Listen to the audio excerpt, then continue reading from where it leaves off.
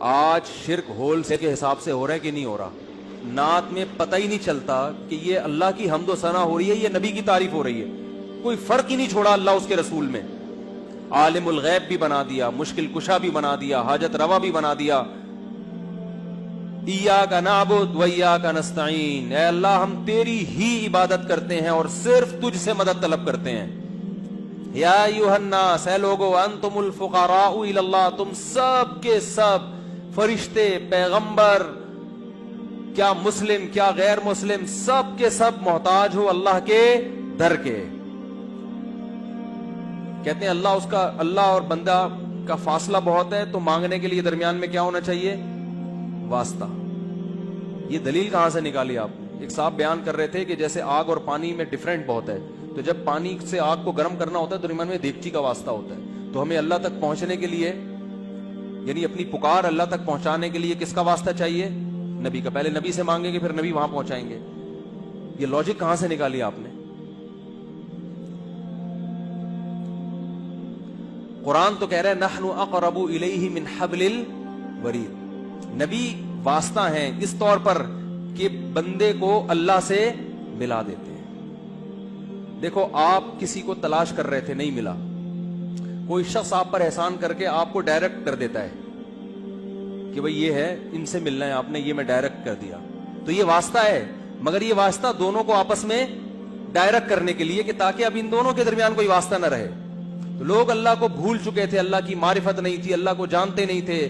آپ صلی اللہ علیہ وسلم واسطہ بنے اور امت کو اللہ سے جوڑ دیا اور بتا دیا کہ ڈائریکٹ کس سے مانگنا ہے؟ اللہ سے۔ تو واسطہ اس معنی میں ہے کہ اللہ سے ملانے کا واسطہ ہے۔ جب ملا دیا تو پھر اگر آپ کہتے ہیں درمیان میں بھی واسطہ چاہیے، تو پھر نبی کا جو مشن تھا وہ معاذ اللہ وہ غلط ہو جائے گا۔ مشن تو تھا ہی ملانا۔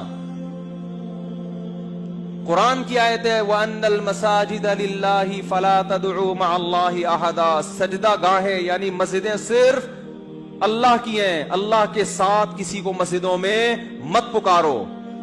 اور مسجدوں ہی میں لکھا ہوتا ہے پکار کے ساتھ اللہ کے ساتھ اللہ کے علاوہ کا نام۔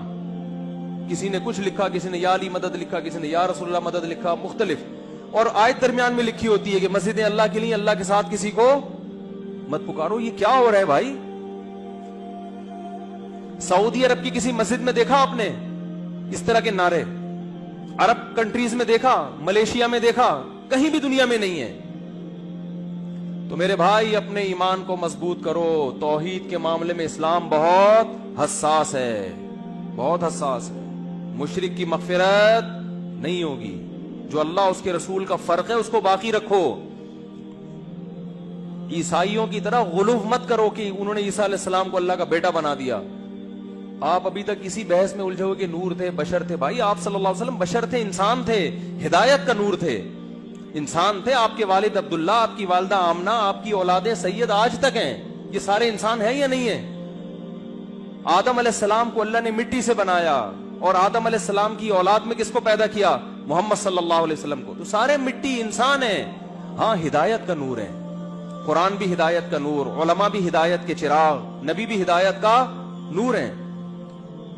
ہدایت کے لحاظ سے آپ روشنی ہیں، قرآن بھی ہے، علماء بھی ہیں، لیکن آپ ماہیت کے لحاظ سے، حقیقت کے لحاظ سے بشر ہیں، انسان ہیں۔ تمام وہ لوازمات جو انسانوں کے ساتھ ہوتے ہیں آپ کے ساتھ بھی تھے۔ آپ کو بھوک لگتی تھی، آپ کھانا کھاتے تھے، آپ کو نکاح کی ضرورت محسوس ہوئی، آپ نے نکاح کیا، آپ کو اللہ نے اولاد دی اس سے، آپ بیمار ہوتے تھے، علاج کرتے تھے۔ مشرکین کہتے تھے کہ مالی ھذا الرسول یاکل الطعام ویمشی فی الاسواق، یہ کیسا پیغمبر ہے جو کھانا بھی کھاتا ہے اور بازاروں میں خریداری بھی کرتا ہے؟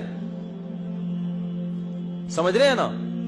اور اس رسول پر اس وقت تک ایمان نہیں لائیں گے جب تک یہ انگلی سے اشارہ کرے اور چشمے جاری ہو جائیں۔ تو قرآن نے کیا جواب دیا؟ قل سبحان ربی، اے نبی ان سے کہہ دو میرا رب ہر عیب سے پاک ہے، میں تو عاجز ہوں۔ ہل کنت الا بشر رسولا، میں نے کب دعویٰ کیا میں یہ سب کچھ کر سکتا ہوں؟ میں تو ایک بشر ہوں، انسان ہوں، پیغمبر ہوں، میرا یہ دعویٰ ہی نہیں ہے۔ پھر آپ کہہ سکتے پھر چاند کے 2 ٹکڑے کیوں کیے؟ وہ اللہ نے کیے، وہ نبی نے نہیں کیے۔ بعض دفعہ اللہ اپنی نشانی دکھاتا ہے اپنے بندوں کے ہاتھ پہ، تو اللہ نے کہا ہے محمد صلی اللہ علیہ وسلم آپ اشارہ کرو میں توڑ دوں گا تاکہ ان کو یقین آ جائے۔ اختیارات نہیں دیے، نہ چاند کو ٹکڑے کرنے کے، نہ زمین سے چشمے جاری کرنے کے۔ جیسے حضرت موسیٰ کے پاس لاٹھی کو سانپ بنانے کے اختیارات نہیں تھے، لیکن بنتی تھی لاٹھی ان کے ہاتھ میں، سانپ بنتی تھی، اشدہا بنتی تھی، سمندر کے 2 ٹکڑے کرتی تھی. اللہ کرتا تھا، نہ لاٹھی کرتی نہ موسیٰ کا. اگر موسیٰ کو، حضرت موسیٰ علیہ السلام کو یہ اختیار ہوتا کہ وہ لاٹھی سے سمندر کے 2 حصے کر دیں تو پھر حضرت موسیٰ سمندر اور دریا کے کنارے کھڑے ہو کر پریشان نہ ہوتے اور بنی اسرائیل پریشان نہ ہوتے. اے یا موسیٰ انا لمدرکون، پیچھے فرعون مارے گئے. وہ کہتے ہیں موسیٰ آپ کے پاس تو لاٹھی ہے، آپ تو جب چاہے جو چاہے کر لیتے ہیں، کچھ کر لیں. کہنا یار یہ لاٹھی کو تو سانپ بنتے دیکھا ہو، تو کچھ دیکھا نہیں، پتہ نہیں یہ سانپ کیا کرے گا یہاں پہ.